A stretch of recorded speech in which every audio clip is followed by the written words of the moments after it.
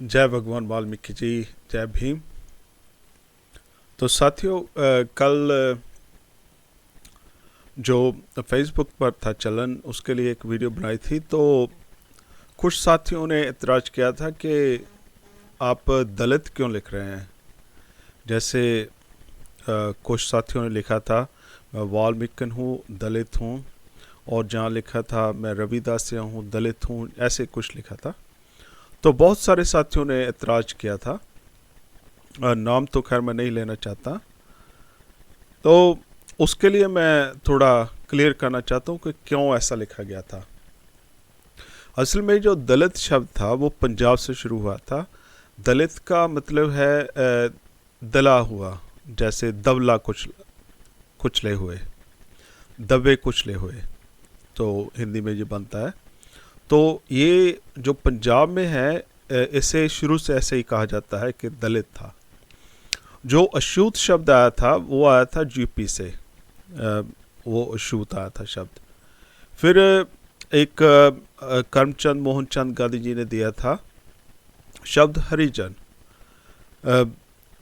वो हरिजन बस्तियों में रहे, वो जैसे सभी जगह रहे, शूद्र जा कह सकते हैं, उन बस्तियों में रहे।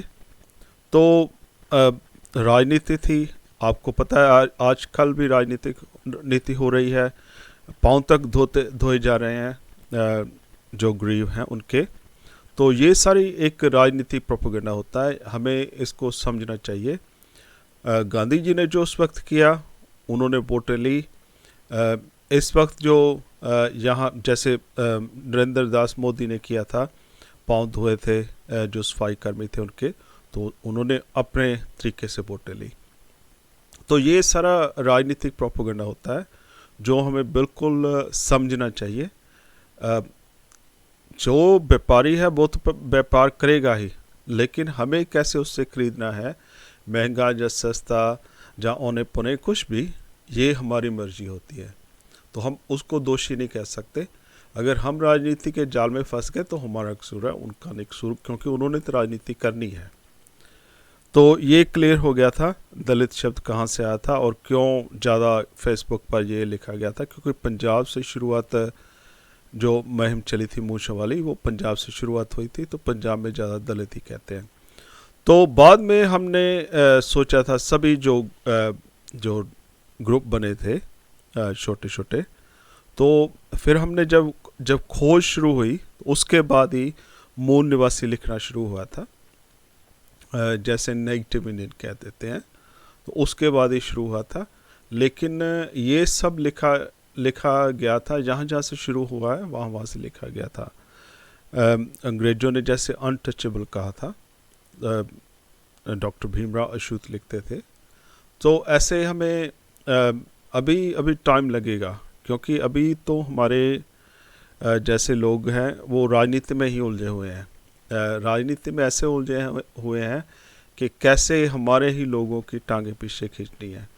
तो इसके लिए हमें पहले अभी हमारे लोगों से ही पहले संघर्ष करना पड़ेगा, फिर उसके बाद कुछ हो सकता है। तो हम दूसरों को कोई दोष नहीं दे सकते कि उसने ऐसा किया या उसने ये हमारा नाम रख दिया, उसने ये हमारा नाम रख दिया। ये उनका दोष नहीं है। जैसे मैंने पहले कहा था, व्यापारी अपना व्यापार करेगा, कैसे खरीदना है या कैसे आपको बिकना है या कैसे उससे लेना है, ये आपकी मर्जी होती है, क्योंकि आपके पास पैसा है। इस पैसे का मेरा मतलब वोट से है। तो किसी को दोष देने से पहले आप खुद देखना चाहिए कि हम ऐसा क्यों कर रहे हैं या कैसे कर रहे हैं। तो मैं इसी के साथ से इजाज़त लेता हूँ। जय भीम, जय वाल्मीकि।